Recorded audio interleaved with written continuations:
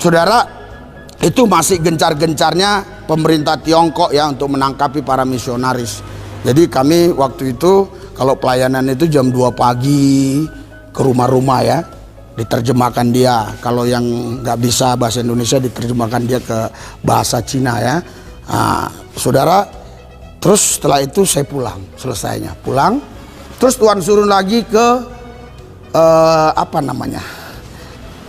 Sebelum Jepang saya disuruh ke Thailand ya, ke Thailand. Wah, gimana ini? Saya bilang sama istri saya bilang, ya kau kan udah pernah pakai bahasa roh bisa semua, ya udahlah. Saya pergi ke Thailand, saudara. Sama juga kejadiannya, nggak bisa apa-apa.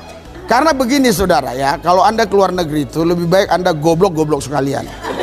Bener, daripada sok pintar bahasa Inggris tahu little-little, nggak usah goblok-goblok sekalian. Iya, saya goblok-goblok sekalian di situ. Iya. Tapi kan pisah sudah ada, yang penting secara aturan sudah lengkap ya. Terus di sana bahasanya lain, agak lain.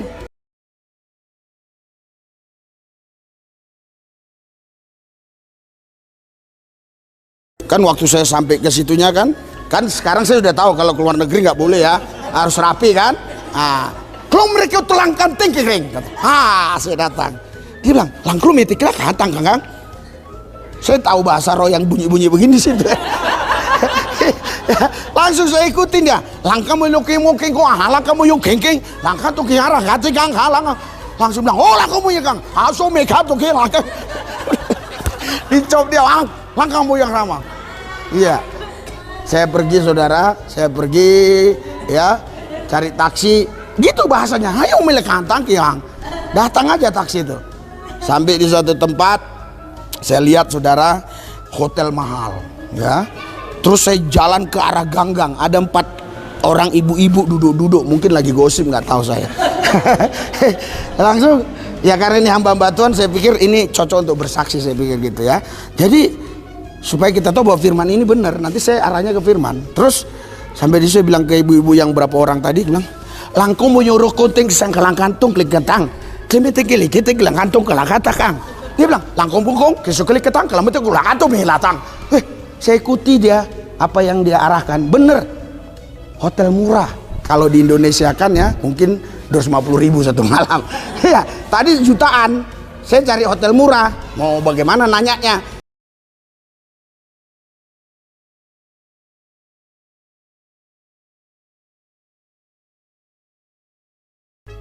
Ya nanya aja gitu aja, ketemu saudara.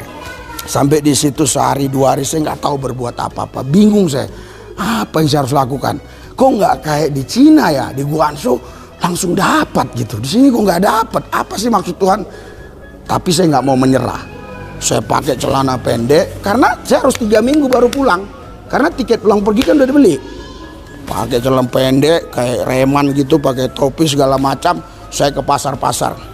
Asal ada orang duduk, oriko tangkala kang, singkir emang singkir kang, keramat kang, lo mau tekang, ore saya doain. Saya doain banyak sekali, saya nggak bisa hitung doain orang selama 3 minggu di sana. Nah, akhirnya saya pulang ke Jakarta ya. Baru saya ke Jepang. Tuhan suruh ke Jepang, entah bagaimana bisa dapat channel kalau di Jepang ya. Nah, yang luar biasanya waktu saya di Jepang, saudara, itu saya ditinggalkan di Gunma. Dari Gunma ke Tokyo itu naik kereta itu bisa berapa jam ya, 3 jam apa 2 jam setengah lah ya. Nah, jadi saya hanya dikasih tiket, tulisannya tulisan Jepang begini. Sedangkan waktu itu di Jakarta pun belum ada MRT di sana juga ribet banget ya. Wah, sudah saya masuk Saya nggak tahu cari tempat duduk. Nah, terus saya lihat ada orang Jepang lagi duduk main-main komputer sama minum bir. Jadi di sana minum bir bebas ya. Bahkan orang mabuk pun di sana dihargai, dihormati, diangkat, ditaruhkan ke taksi, dipulang. Iya, begitu. Kita bilang Jepang itu penjajah, jahat. Tapi setelah saya ke sana, mereka sekarang moralnya lebih bagus. Iya, orang mabuk aja dihormati, kemanusiaannya itu luar biasa. Ya, kalau kita misalnya berdiri di MRT, ya ada orang yang lebih muda duduk, dia akan berdiri, kita disuruh duduk. Nah, jadi singkat ceritanya, saya tadi saudara mau cari bangku ini kebingungan. Saya tanya sama itu, wasuya ha mesikiu mehaya hamayoya.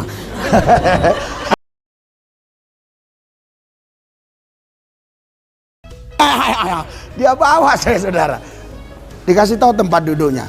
Sampai di Tokyo ditunggu, kebingungan saya karena saya udah nggak bisa lagi hubungi pakai telepon. Karena apa? Karena kan harus pakai wifi. Nomor saya kan nomor Indonesia, nggak bisa pakai kota. Wah, tapi Tuhan begitu dahsyat. Saya bisa berjumpa, akhirnya bisa pelayanan di sana kurang lebih 3 minggu juga. Banyak hal-hal yang seperti begitu saudara terjadi ya.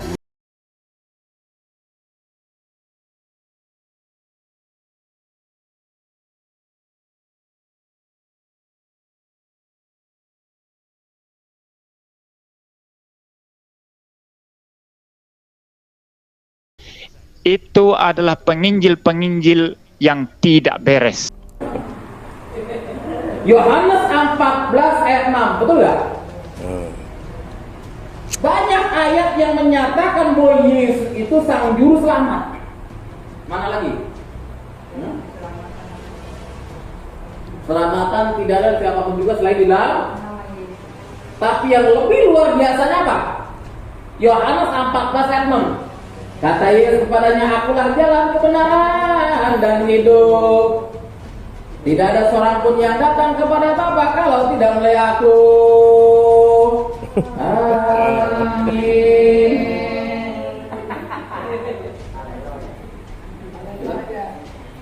Lihat, Yohanes 14 berbicara tentang akulah jalan kebenaran dan hidup.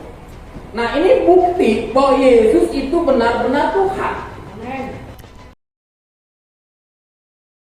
Kalau dia bukan Tuhan, nggak mungkin dia mengatakan akulah jalan kebenaran dan hidup. Makanya di dalam Al-Quran 43 Al-Azruf ayat 61.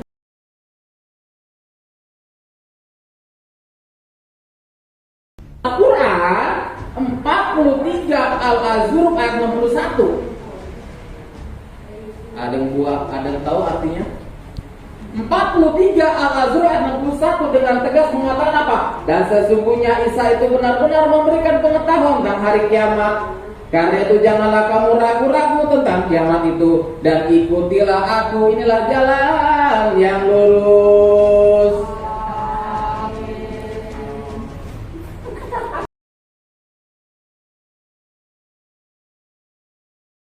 Berikut ini.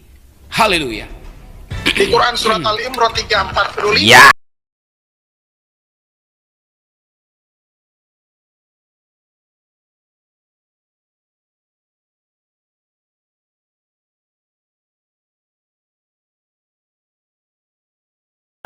Ini posisi saya sangat jelas dan clear ya. Pendeta-pendeta atau penginjil-penginjil ketika berbicara Yesus Kristus tetapi rujukannya Al-Quran, itu adalah pendeta-pendeta tidak beres. Itu adalah penginjil-penginjil yang tidak beres. Karena bagi kami orang Kristen, membicarakan Yesus Kristus pakai Alkitab itu sumber yang cukup dan tidak perlu ditambah dengan sumber lain. Maka kalau ada pendeta mengkhotbahkan Yesus, ya mengkhotbahkan Yesus, tapi yang dibahas Al-Quran, yang dibahas ayat-ayat Al-Quran, bagi saya itu tidak beres.